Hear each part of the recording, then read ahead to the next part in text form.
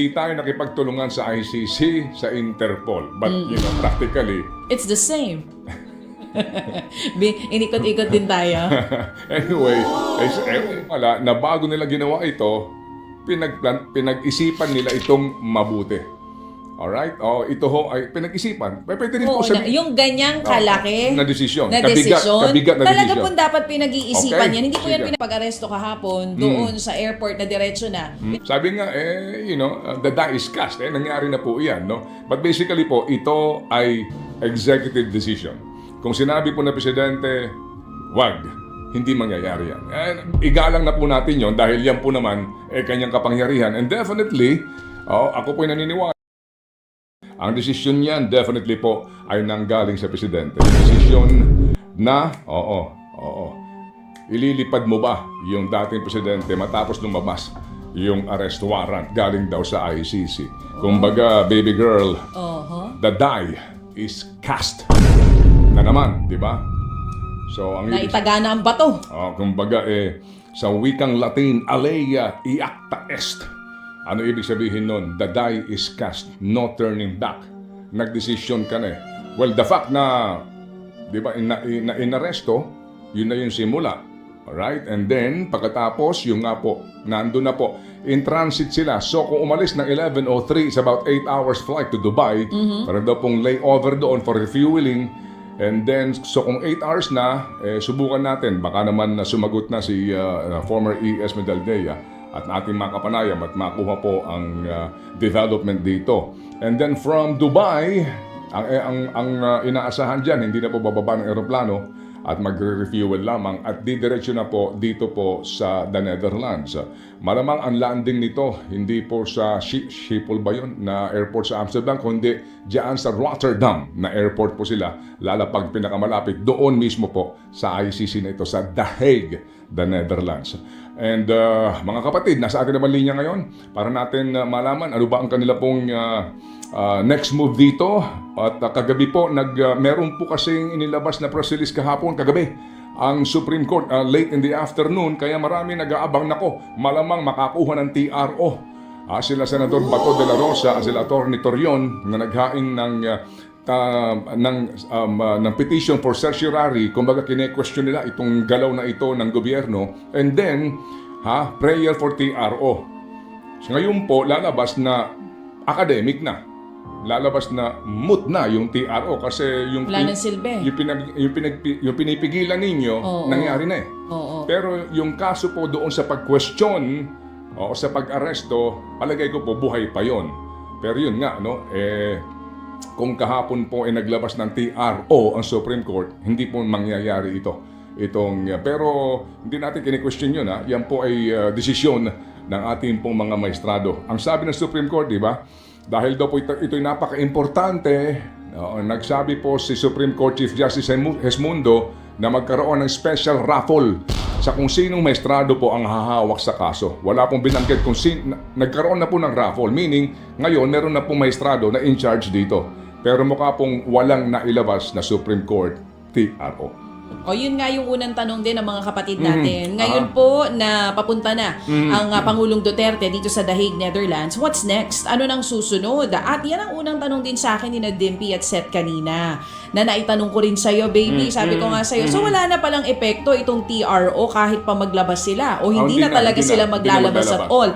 Pero isa pang katanungan, kung sakali man, yung powers nga ng Pangulo.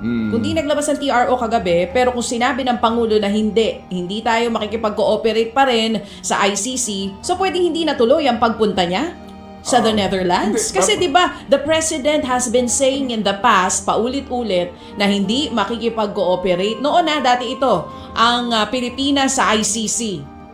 Pero napakinggan mo naman siguro ngayon laman ng ating mga balita. Yes, yung kanyang press con. Yung sinasabi ng Presidente, hindi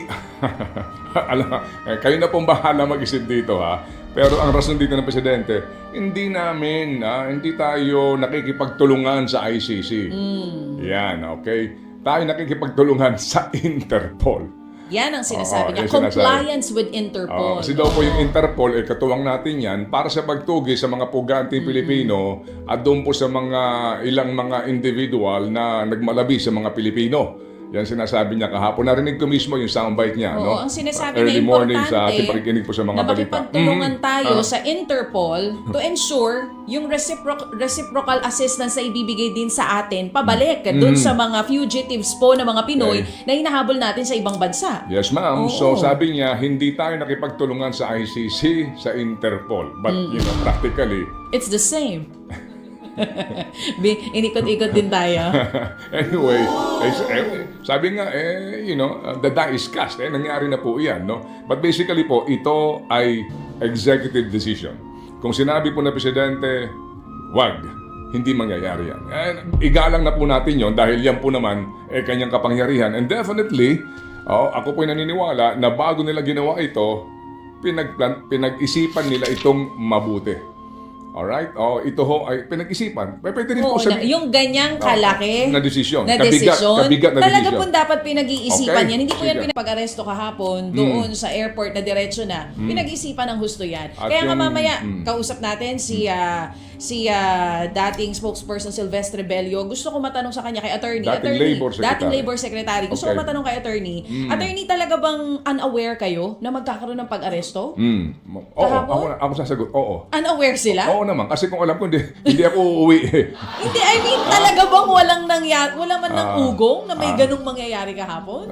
May Hindi sila ugong. nakatunog? May ugong na arrest Kung may warrant. ugong diba? na, bakit Okay. umuwi pa?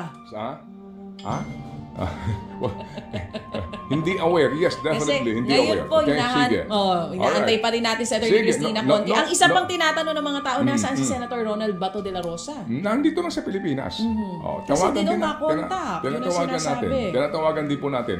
Okay, anyway. So, mga kapatid, no, yung nga po ang panawagan po natin din dito sa ating lahat. Kahinahunan. Nasaan ka man panig ho dito? Kahinahunan po. Dahil ngayon pa lang, may epekto na ito, hindi pa ho sa ating lahat, sa stock market. No? Report na ho ngayon yan. Opo, naging matamlay. At eventually po, maraming magmamasid rito doon sa mga foreign direct investors natin na sinasabi, etc. May effect yan kasi hindi mo alam ano ang susunod na mangyayari. Di ba? O kung ikay negosyante na dayuhan, maglalagak ka ng puhunan dito, mag-iisip-isip ka muna. Ay, ano ba ang mga mangyayari dyan dito sa mabigat na naging political decision din ng ating presidente sa pagpapadala ng dating Pangulo sa the Netherlands and yung pending pa rin pong impeachment trial ni VP Sara. Alright, so dito po na pagtanto natin na, ang realidad is that the President of the Republic of the Philippines decided forthwith. Pero, oo, no? Decided forthwith, mga kapatid. Forthwith proceed ang kanyang Okay. desisyon. Tama. Parang, ako lang to forthwith. Tinanong siguro siya, Mr. President, what is your decision Yan. in this particular